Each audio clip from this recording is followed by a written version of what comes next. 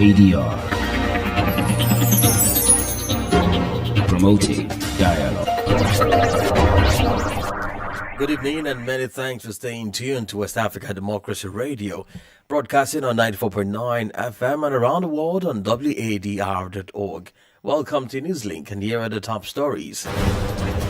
The Gambia celebrates 60 years of independence as President Barrow calls for unity and resilience. Let this Independence Day anniversary celebration remind us that we are all together on a transformative journey. No Gambian should feel left behind.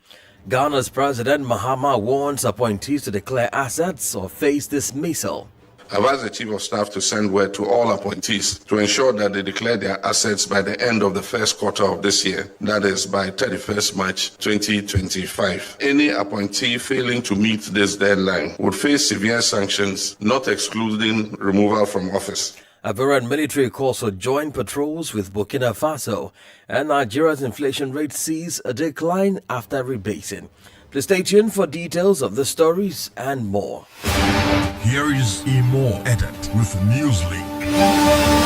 Many thanks for joining our broadcast. The Gambia on Tuesday marked a momentous milestone celebrating its 60th anniversary of independence with a mixture of reflection, pride and renewed hope.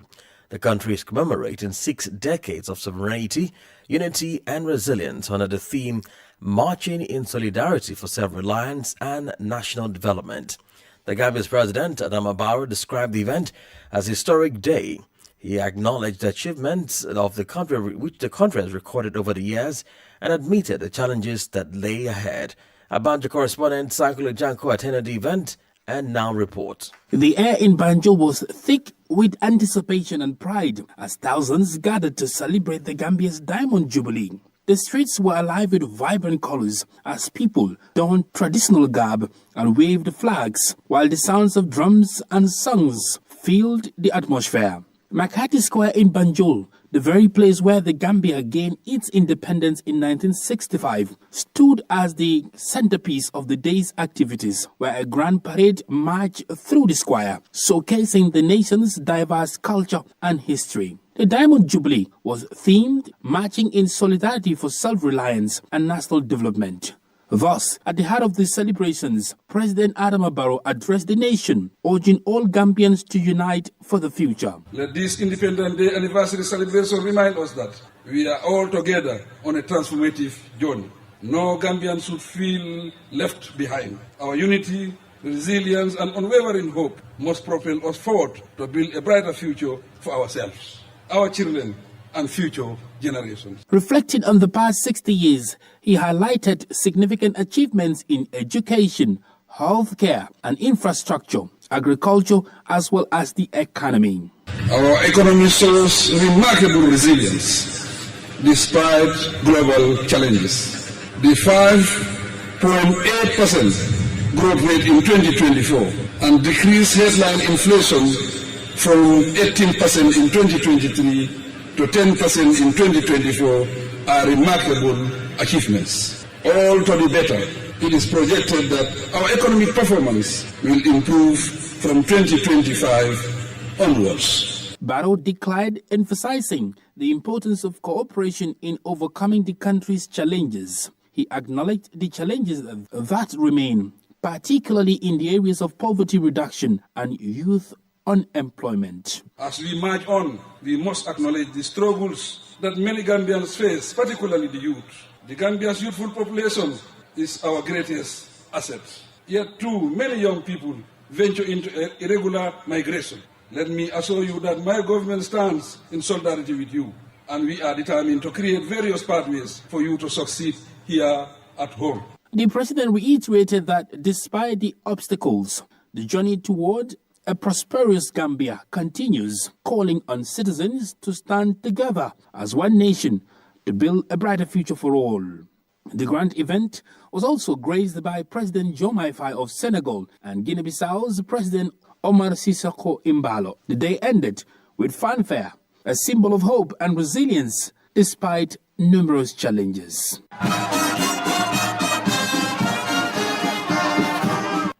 Sankli Tanko filed that report from Banjul. Meanwhile, a cross-section of Gambians have been expressing what the country's 60th Diamond Jubilee means to them. Take a listen. Celebrating 60 years of independence, it is not 60 days and it's not also 60 months, but 60 years, which means it is a Diamond Jubilee. Because being in your own, it means that you have the right to decide for yourself all the things you think it is the right and it is the possible things that you can do. I feel happy and honored and thanks to God, I've been attending it. I have attended all of them. I'm here since 1964. I attended the 65 program up to date. Well, every country have got a trial and error. We are trying. I hope we will try. This tell a lot, it really make me to be proud Gambians, to be here. This is our day. It's the day of all Gambians. Happiness, courageous, and many things. We feel happiness to witness this many more years. We feel gratitude. I feel happy.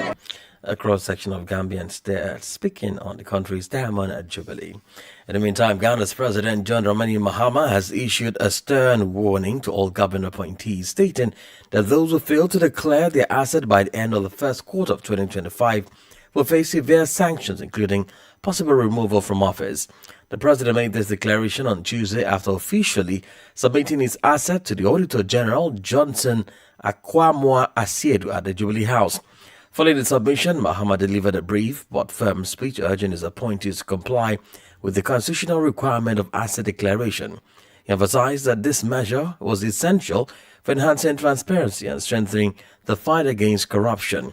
The president's move reinforces his administration's commitment to accountability and good governance, ensuring that public officials uphold integrity in the discharge of their duties.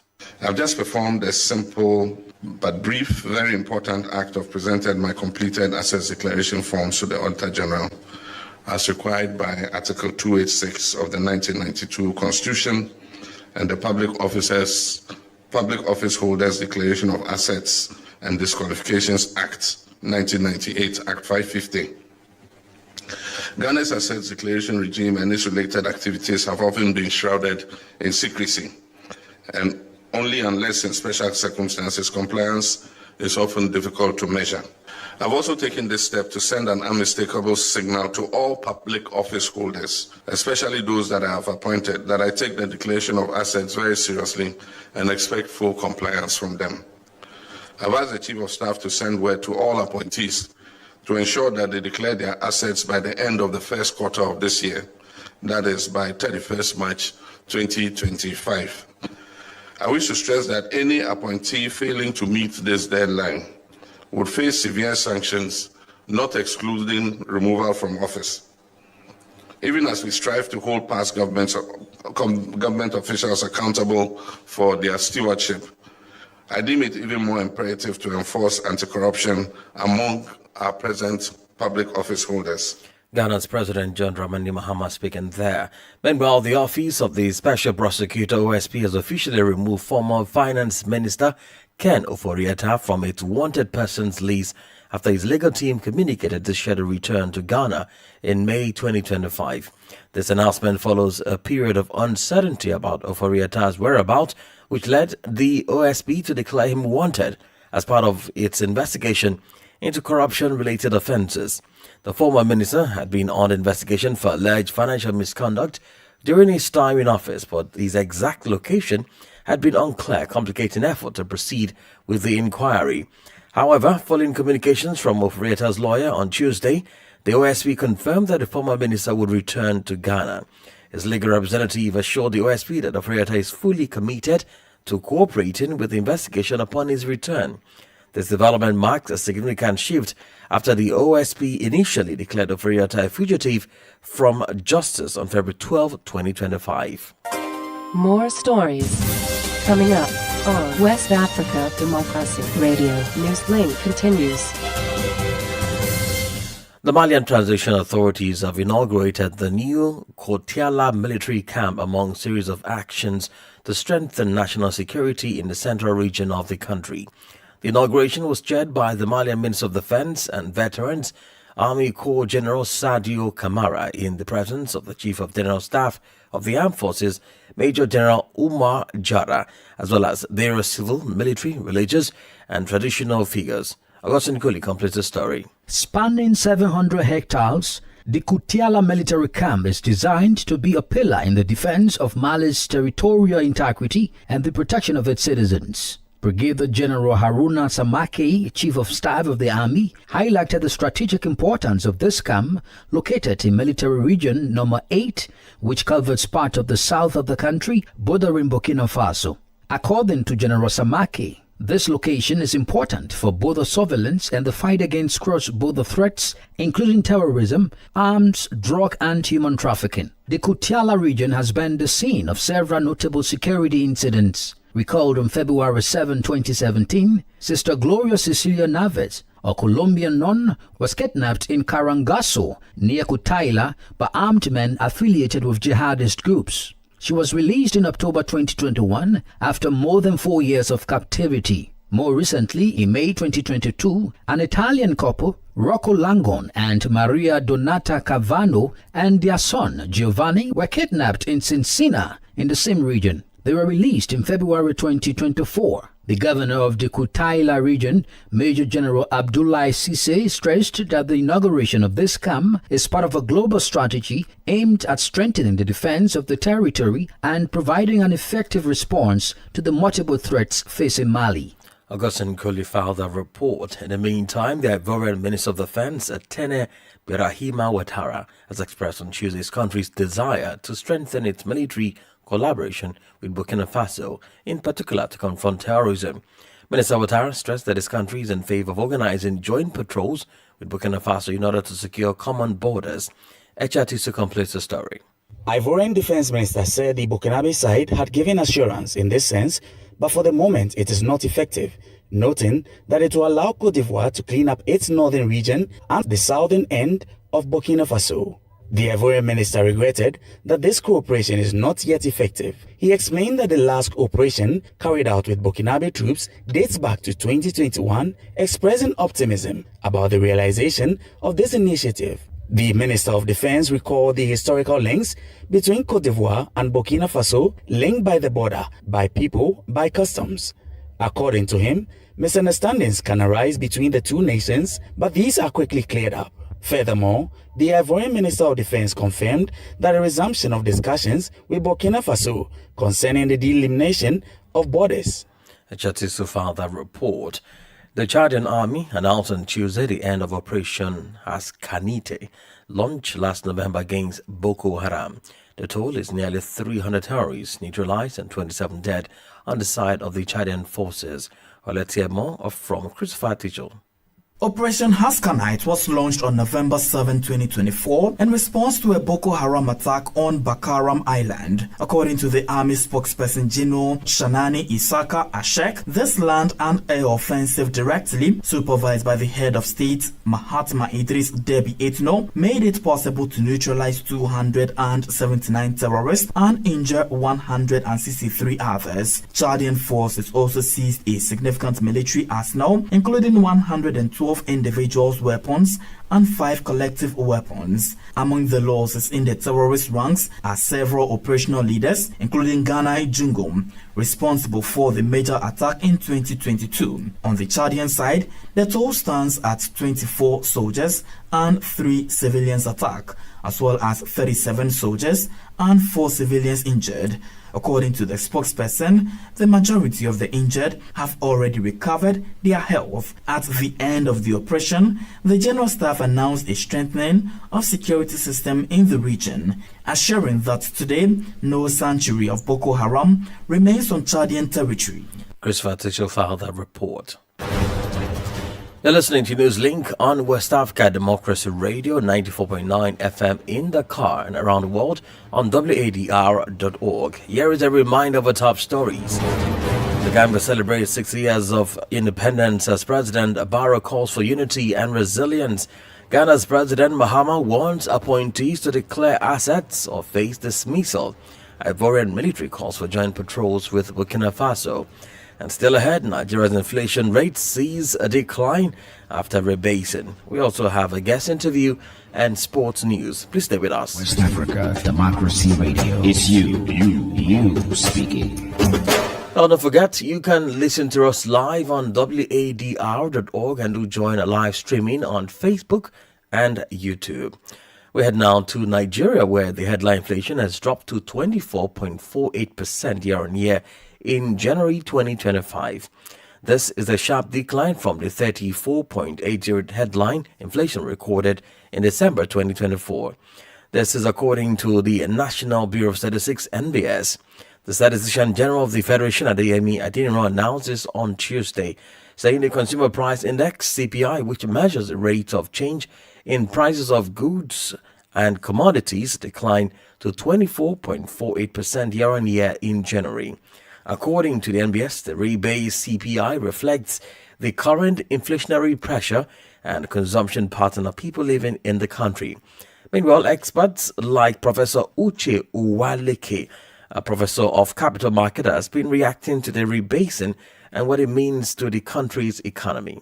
What has happened is purely a change in methodology, and I think the whole idea is to capture a lot more accurately the inflationary pressure that we have in the country today, and that's why you are having a rebased CPI. Rebasing is nothing other than updating the price and weight reference periods. As you are aware, the current price and reference weight and base periods we are using is that of 2009. So since 2009, we've not had any change in in methodology. And this is something that ought to happen every 5 years. And we are in 2025. So I think it's a good thing that NBS has done this. It took a lot of work, to the best of my knowledge.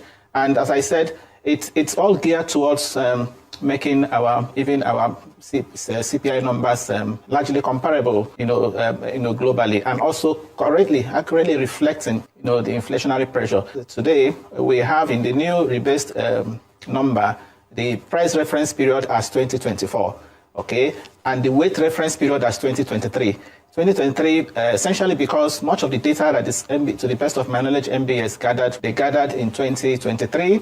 That was Professor Uche Uwaleke, Professor of Capital Market. Liberia State Oil Firm has issued a stern warning about the potential consequences of a proposed review and unbundling of the company's responsibilities. In a recent Senate hearing, Amos Twe, the managing director of the Liberia Petroleum Refining Company, LPRC, urged the Senate to consider changes that he believes would enhance the country's energy sector without disrupting the vital functions of the LPRC. Senator Chair's proposition aims to streamline the LPRC's operations, suggesting that such a restructuring could lead to greater efficiency and effectiveness within the energy sector.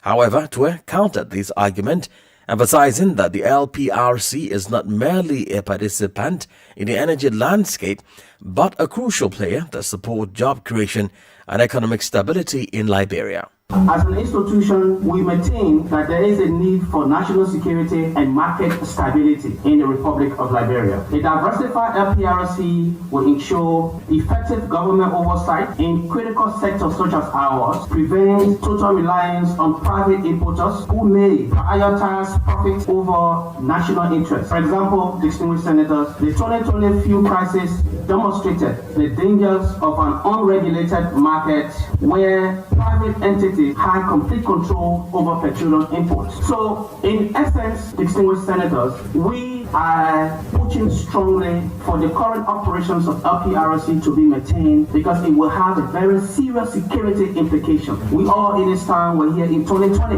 when there was an issue with importers, specifically contending that as importers they want to just wake up one morning and increase the pump price of petroleum products. And we all know the significance of petroleum products to the economy. That created serious petroleum shortage, petroleum crisis, and it had very negative effect on the livelihood of the citizens of this country. So we are here as management of LPRC. Why LPRC needs to remain a diversified employment company, or SOE. It strengthens national security, creates job opportunity, ensures price stability, and on the overall economic resilience. Amos Toure is the managing director of Liberia Petroleum Refining Company. Well, staying in Liberia, the Swedish ambassador Carl Bacchus has outlined an ambitious long-term vision aimed at transforming the country's relationship with each other from one of aid dependence to one focus on trade and investment. Ambassador Bacchus expressed optimism about the potential for Swedish businesses to explore opportunities in key sectors such as energy, information and ICT, as well as mobile technology. The Swedish government is actively working to promote Liberia's investment potential to its business community, particularly focusing on smaller scale ventures that can facilitate growth and development in the country. Well, take a listen. We work on supporting local civil society organizations. We work in some parts directly with the government. We work with international organizations, not least the United Nations, different parts of the United Nations system. We work on strengthening democracy and human rights. We work on strengthening governance. We work on economic development, for instance, supporting feeder roads, supporting rural electrification, improved agricultural practices. We work on sustainable use of natural resources. Those are basically the four main areas. One thing that I want to point out also is that for us it's important that we support different projects and programs across the country that reach out in different parts. It's important that it's not only about Monrovia. Monrovia is of course important as well, but it's beyond that. We need to reach out to the entire country to see how we can strengthen development, strengthen respect for human rights, strengthen the role of women across. What we are doing constantly is we place a lot of demands on our partners that we work with. They need to report constantly. We also do follow-up visits to ensure that that the money is spent on what it's supposed to be spent on, that it's not diverted for other things, that it's not eaten by anyone. So we do those, but then we also try to ensure over the longer term that we follow and see, does this really need to the necessary results that we want to see? That was the Swedish ambassador to Liberia, Carl Bacchus. Politics, analyses on major news, social matters, and all. This is A Guest. And as part of Newslink, we'll take you back to the 60th independence anniversary of the Gambia. Speaking on the significance of the Silver Jubilee, Madi Jabati, Executive Director, Edward Francis Small Center for Rights and Justice, highlights the challenges and prospects of the Gambia. It is a moment of grief and concern that after 60 years, the social, economic and political indicators of the country are nothing to be satisfied about. The poverty, the deprivation, the poor delivery of social services, the high cost of living are so widespread with huge consequences on the population, but also with concern and displeasure at the blatant misuse of public resources. For example, in this ceremony in which millions of dollars are being spent at a time when Gambians are struggling with bread and fuel. But more seriously is the incidence of corruption and the inefficiency within the state of public institutions in responding to the needs and aspirations of Gambians. I think that is very concerning. That is absolutely no effort to contain corruption, which has become so deep and widespread, and therefore affecting every aspect of Gambian life and making things very difficult for our people. I think Gambia has immense opportunities. That by today, Gambia should have been in a very highly developed society, provided we had institutions, we have government that were committed and dedicated to maximizing, utilizing the resources of the Gambia, including the people of the Gambia, to produce a society that we deserve. As an activist, how would you wish the Gambia to be after 60 years, looking at the prospect of the country? Yeah, so I think today is 8 years after the end of dictatorship in this country, which lasted for 22 years, before which we were also led by, a government that is, inefficient and so on. So that a day like today for me should be dedicated to have a conversation about the issues, the concerns, the challenges, the prospects of this country, so that we look at how do we restructure, reposition, redirect this country from the trajectory it has been since independence, which is not a productive trajectory. So that today, as we speak, in terms of democracy and governance, Gambia still does not have a constitution, a new constitution that will establish a true democratic republic, which would have empowered citizens with their rights and, increase accountability obligations on the state to perform and deliver.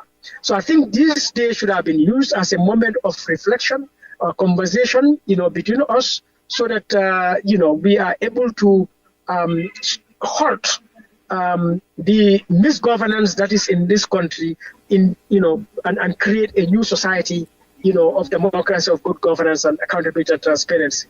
That was Madi Jobati, Executive Director, Edward Francis Mole, Center for Rights and Justice. And in sport briefs, veteran referee Enes Asaro Bediako has expressed concern over the declining state of refereeing in Ghana, lamenting how the profession has deteriorated over time.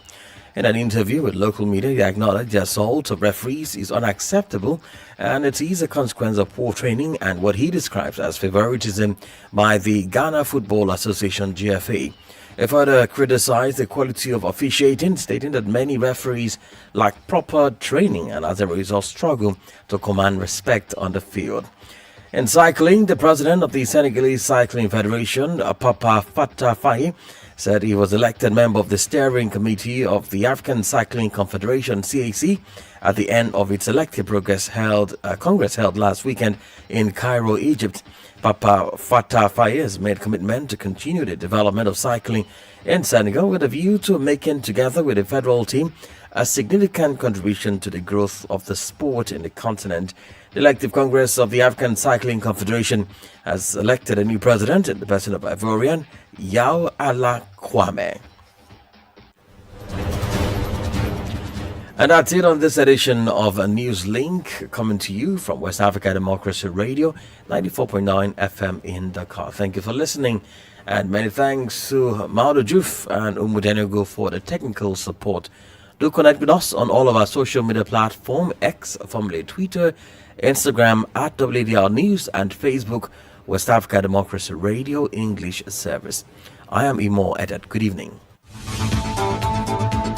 And many thanks to you for listening to Newslink via Hot 104.3 FM.